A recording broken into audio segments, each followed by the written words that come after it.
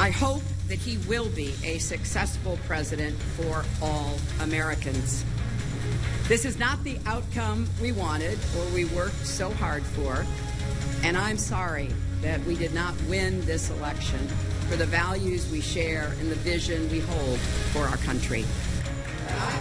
You just heard it there. Hillary Clinton finally speaking hours after the polls closed. As the results rolled in, Hillary Clinton's supporters waited after midnight to hear her speak, but eventually her campaign chairman said she would not give her concession speech until this morning. Now, the speech had been pushed back a few times this morning, but it just wrapped up.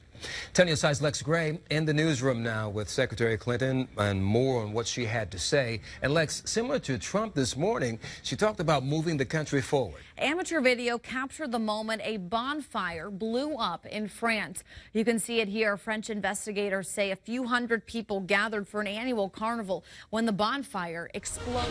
This time last year, people all over the nation had their eyes on North Dakota. That's when construction teams were working to put in the Keystone Pipeline. Protesters hit the streets of major cities and tribal leaders occupied land to make sure the pipeline didn't happen. Those protests were unsuccessful, but now engineers are cleaning up a huge mess in South Dakota. One of the tribal members' concerns about the pipeline was a possible spill and then water contamination. That spill protesters voiced their concerns over happened this week. Today, the world is watching after a deadly protest in Charlottesville. We've been showing you the gruesome scenes from this past weekend's alt-right protest. Alt-right supporters started moving in on the University of Virginia campus Friday night, but Saturday morning was the official rally. That quickly turned violent. Fights broke out between protesters and counter-demonstrators. Punches, kicks, pepper spray used on both sides. The rally started over the removal of the statue of Confederate leader Robert E. Lee. The rally was quickly interrupted when a man drove his car through a crowd, killing one protester and injuring more than a dozen others.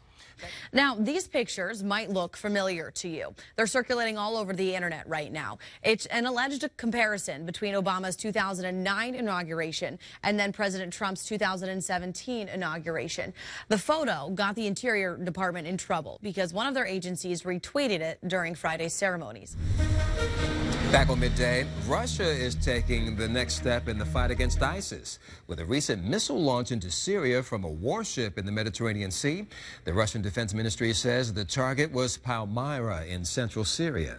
The ancient city has been under ISIS control since 2015. We've been telling you about the terrorist group's destructive raids for months. Closer to home, the Pentagon says a missile test from yesterday was a success.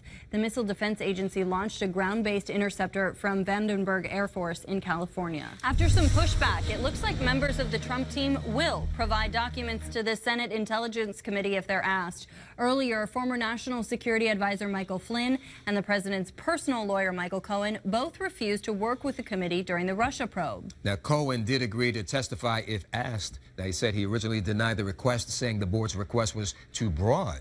Michael Flynn said he would provide subpoenaed documents to the Intelligence Committee by June the 6th. Reports show it's still too early to tell how much of the subpoena will be fulfilled. Afghanistan police and rescue crews are cleaning up this afternoon after a deadly suicide bombing this morning. At least 80 people died. Right now, we know at least 11 of those victims were Americans. This is the third deadly bombing in 2 days during the first few days of the holy month of Ramadan. There were 2 deadly car bombings in Iraq yesterday.